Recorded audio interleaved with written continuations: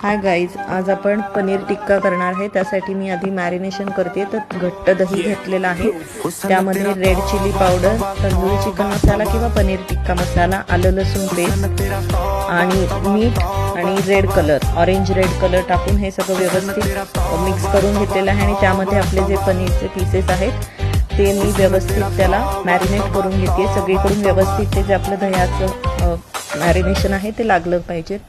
तसेच आपण vegetables add करणार आहे, अनियन, टोमॅटो आणि कॅप्सिकम, त्यालासुद्धा ते लावून घ्यायचं आहे आणि ते 1 तासभर तसंच ठेवायचं आहे। आणि जेव्हा आपल्याला करायचं आहे तेव्हा ते आपण रोस्ट करून घ्यायचे। त्यासाठी तुम्ही तंदूर भट्टीवर सुद्धा रोस्ट करू शकता, चारकोलवाली, किंवा तुम्ही अशा प्रकारे स्टिक्सला लावून ते सुद्धा तव्यावर ठेवून आपण बटर खाली तव्याला लावून त्याच्यावर सुद्धा आपण भाजू शकतो। वरून चीज टाकलेलं आहे, किंवा हे डायरेक्ट गॅसवर सुद्धा ज्याच्यावर आपण वांगं भाजतो त्या ग्रिलवर सुद्धा ठेवू शकता। तर ही रेसिपी नक्की ट्राय करून बघा, अगदी सोपी आणि टेस्टी रेसिपी आहे। आणि अशा छान छान रेसिपीजसाठी माझं चॅनल फॉलो करा। थँक्यू।